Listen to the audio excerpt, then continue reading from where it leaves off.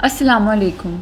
इससे पहले जो हम लोगों ने वीडियो बनाई है वो रशियन लिटरेचर पे थी। ठीक, उसके बाद रशिया का ही एक ग्रेट राइटर है एंटन चेखोव। ठीक है, उस पर आज हम वीडियो बनाएंगे। हम देखेंगे कि वो कौन से फीचर्स अपनी राइटिंग में यूज़ करता है, क्या थीम उसकी राइटिंग में यूज़ होते हैं और वो कब पैदा हुआ, और उसकी जो बायोग्राफी है उसको भी पढ़ेंगे। So Anton Chekhov is regarded as the greatest short story writer as well as the trend setter dramatist of the modern time. ठीक है, इसने बहुत ज़्यादा ग्रेट वर्क्स लिखे हैं, ये बहुत ज़्यादा इसने शॉर्ट स्टोरीज़ लिखी हैं।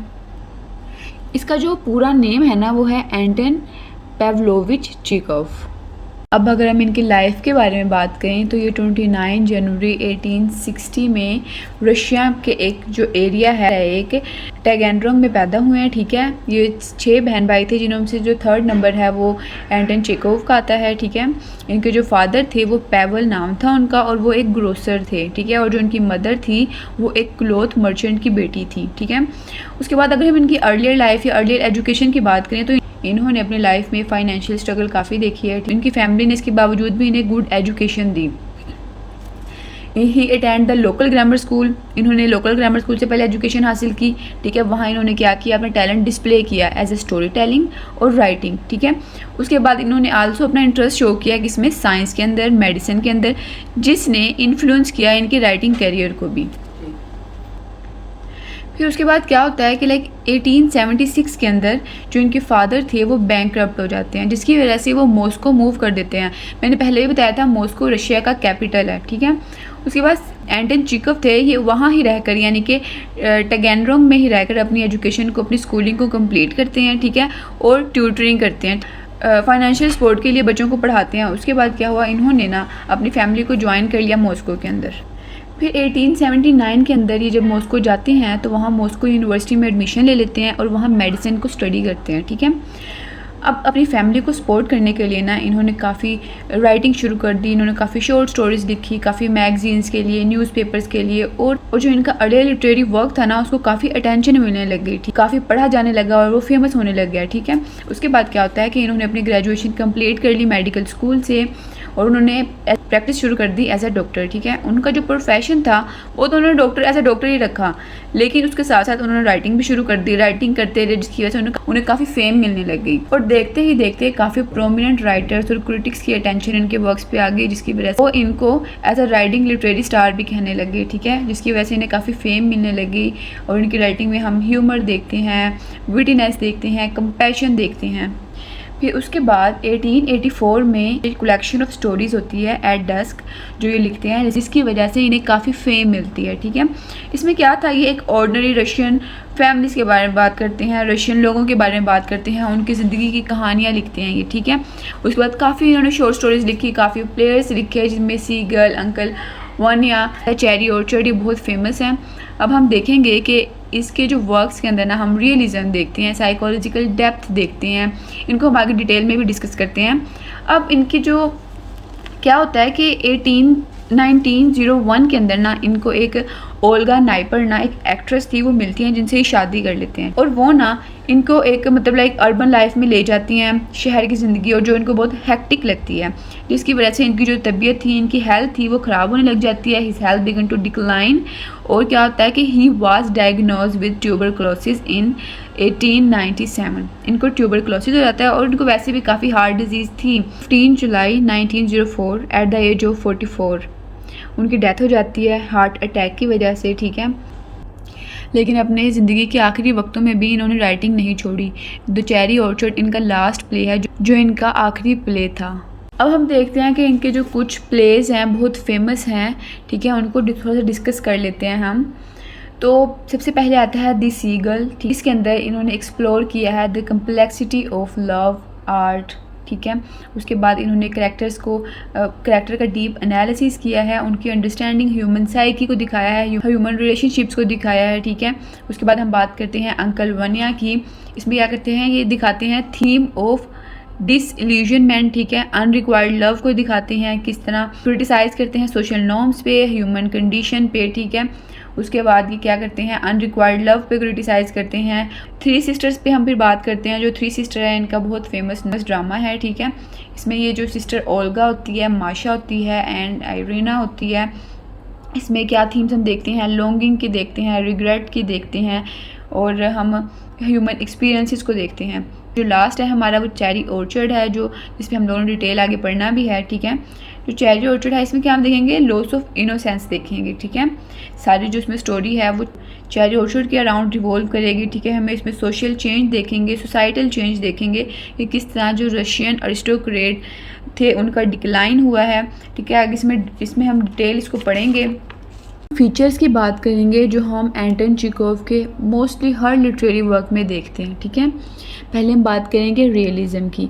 तो हम बहुत से इनके वर्क में रियलिज़म देखते हैं। ये सोसाइटी को दिखाते हैं, किस तरह सोशल नॉर्म्स को दिखाते हैं, किस तरह लोग अपनी लाइफ गुजार रहे हैं, अपनी लाइफ को एक्सपीरियंस कर रहे हैं, बिल्कुल किस तरह इनके वर्क के अंदर रियलिज़म पाया जाता है, ठीक है। एंड देन ह्यूमर की बात करेंगे तो एंटन चेखोव का जहाँ नाम आएगा और वहाँ ह्यूमर तो आना बहुत ज़रूरी है, ठीक है। ये अपने वर्क के अंदर बहुत ज़्यादा ह्यूमर का यूज़ करते हैं, विटीनेस का यूज़ करते हैं। एंड देन साइकोलॉजिकल डेप्थ, ये जो अपने करैक्टर्स होते हैं उनको साइकोलॉजिकली डीपली उनका एनालिसिस करते हैं, ठीक है।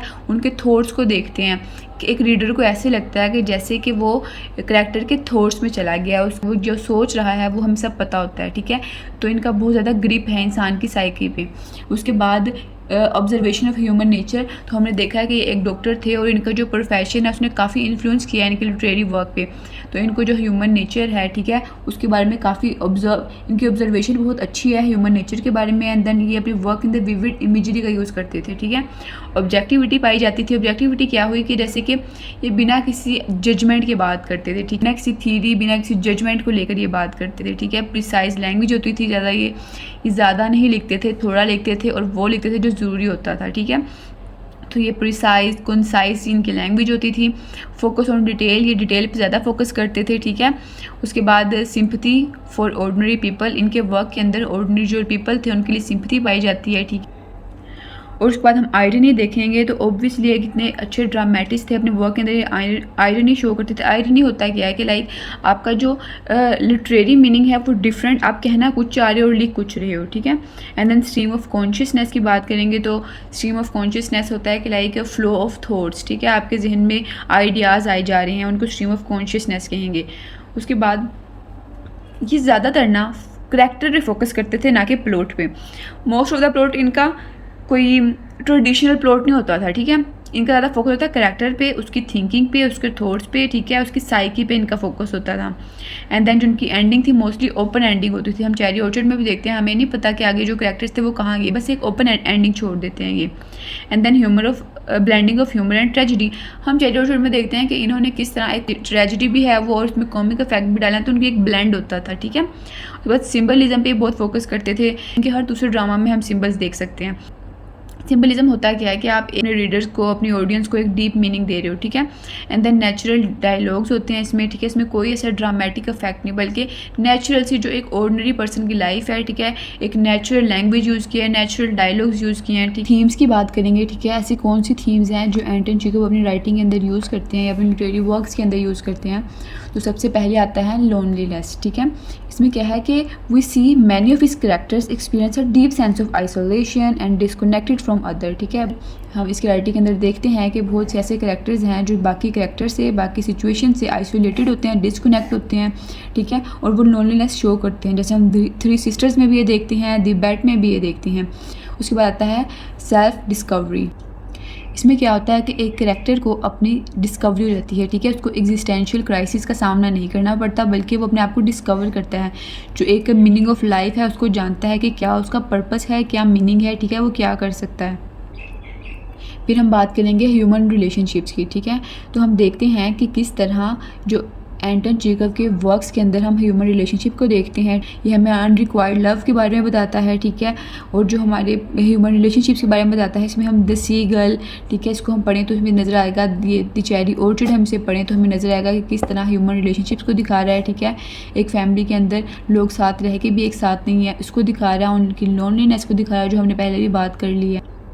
फिर हम देखते हैं द पैसेज ऑफ टाइम। इसमें क्या है कि राइटर है वो हमें दिखाता है कि किस तरह वक्त गुजर रहा है और वक्त के साथ साथ इंसान में कितनी तब्दीलियां आ रही हैं, या वक्त इंसान की ज़िंदगी पे कितना बड़ा असर डाल रहा है। मोस्ट ऑफ द कैरेक्टर अपनी पास्ट, अपनी डिसइल्यूजनमेंट में ही रहेंगे, ठीक है, स्ट्रीम ऑफ कॉन्शियसनेस में ही रहेंगे। फिर आता है अनफुलफिल्ड ड्रीम। तो ऐसे इसके वर्क्स के अंदर ऐसे बहुत से लोग हम देखेंगे जिनके बहुत ज़्यादा ड्रीम्स हैं, ठीक है, उन्होंने बहुत कुछ सोचा फ्यूचर्स के लिए, लेकिन क्या है जो सिचुएशंस उनको अलाउ नहीं कर रही, ठीक है, वो करने पे, तो उनके जो ख्वाब हैं, उनकी जो ख्वाहिशात हैं वो रुक जाती हैं, उनकी कुछ सर्कमस्टांसिस की वजह से जो उनकी ख्वाहिशात हैं वो उसको पूरा नहीं कर पा रहे हैं, ठीक है। उसके बाद हम बात करेंगे hope for the better future. अब हर ये ऑप्टिमिस्टिक बात भी करेगा, ठीक है, अपने कैरेक्टर्स के ज़रिए कि उनके दिल में एक होप है कि फ्यूचर में कुछ ना कुछ फिर भी बेटर होगा, ठीक है। Social change and the decline of aristocracy. अब जो इसने ना अपनी राइटिंग के अंदर ये भी दिखाया कि किस तरह जो रशिया के अरिस्टोक्रेट क्लास थी, ठीक है, उसका डिक्लाइन होता है, ठीक है। And he also shows the rise of a new social class, किस तरह मिडिल क्लास है वो एक अपर क्लास में, यानी कि जो लोअर क्लास है वो बढ़ रही है, ठीक है, और जो किस तरह अरिस्टोक्रेट है उनका डिक्लाइन चल रहा है, ये इसमें ये भी दिखाएगा। He also shows the inadequacy of communication, कि किस तरह जो राइटर्स हैं उनमें मिसकम्युनिकेशन चल रही है, ठीक है, वो जो कहना चाहते हैं ना वो कह नहीं पा रहे हैं एक दूसरे को, ठीक है। मोरल एम्बिग्यूटी हम देखते हैं, एग्जिस्टेंशियल एम्प्टीनेस देखते हैं कि कैरेक्टर्स को पता ही नहीं है कि उनका पर्पस क्या है, ठीक है, उनको ज़िंदगी का कोई गोल नहीं है, कोई पर्पस नहीं है, ठीक है। उसके बाद हम एवरीडे लाइफ, जो ये राइटर है हमारी ये एवरीडे लाइफ शो करते हैं, जो ज़िंदगी की रूटीन है, एक मेंटेन टास्क हैं, ठीक है, जो भी रूटीन है उसको अपनी राइटिंग के अंदर शो करते हैं, ठीक है। एंड देन ह्यूमन कंडीशन की हम बात करेंगे। ह्यूमन कंडीशन में हम क्या देखते हैं कि जो हमारे राइटर हैं वो इंसान की नेचर, ह्यूमन नेचर को दिखा रहे हैं, उसमें लव भी दिखा रहे हैं, इंसान की सफरिंग भी दिखा रहे हैं, ठीक है। सीगल सबसे बड़ी एग्जांपल है इसकी। उसके बाद रोल ऑफ वुमेन, तो ऑब्वियसली अगर हम चेरी ऑर्चर्ड में भी बात करें तो हमारी जो प्रोटैगनिस्ट है रेनोविस्की, उसमें हम वुमेन का रोल देखते हैं, तो इन्होंने कभी भी वुमेन को कमतर नहीं दिखाया, ठीक है। तो ये फेमिनिज्म को भी सपोर्ट करते हैं और ये अपनी जो करैक्टर्स को सबको इक्वल दिखाते हैं। इसके बाद इसके अलावा अगर हम देखें तो इसमें ये बात करेगा लाइक इल्यूजन और रियलिटी को दिखाएगा, कैसे कि देखो बहुत से करैक्टर्स हैं उनकी जो लाइफ, जो उनकी प्रेजेंट हाल जो उनका चल रहा होता है उसमें काफ़ी डिफ़िकल्टीज होती हैं जिसको वो इग्नोर कर रहे हैं, वो उसको मानना नहीं चाह रहे, ठीक है। तो वो क्या करता है कि हार्श रियलिटीज़ को दिखाएगा, और कुछ राइटर्स होंगे वो स्कैपिसिज्म का यूज़ करेंगे, यानी कि वो रियलिटी से हटके अपनी इमेजिनेशन में जिएंगे, अपने जो पास्ट की मेमोरीज हैं उसमें जीना पसंद करेंगे, ठीक है। उसके बाद ये आर्ट और उसके रोल को दिखाएगा कि किस तरह जो एक आर्ट है, ठीक है, वो मीनिंग प्रोवाइड करता है लोगों के लिए, ठीक है। एक ऐसे वर्ल्ड में जहाँ सफरिंग है, डिसइल्यूजनमेंट है, तो वो उन लोगों को एक मीनिंग दे रहा है। और अगर हम ज़्यादा देखें तो ऑब्वियसली हर राइटर की तरह ये भी अपनी राइटिंग के ज़रिए अपनी जो सोसाइटी है उसको रिफॉर्म करना चाह रहा है, ठीक है। ये मीनिंग ऑफ लाइफ बता रहा है जहाँ, तो यहाँ वो ये भी बता रहा है कि जो इस सोसाइटी के अंदर ग्रीडीनेस है, लोगों में करप्शन है, आइडियलिज्म है, ठीक है, वो भी पॉइंट आउट कर रहा है, ठीक है। अपने वर्क्स के अंदर ये क्रिश्चियनिटी के कुछ चीज़ें दिखाता है, ठीक है। उसके बाद ये फ्रीडम की बात करता है। एंटन चेखव की अगर हम बात करें तो इसकी जो मेन थीम्स, मेन फीचर्स और उनकी जो बायोग्राफी थी उनको हमने पढ़ लिया है, ठीक है।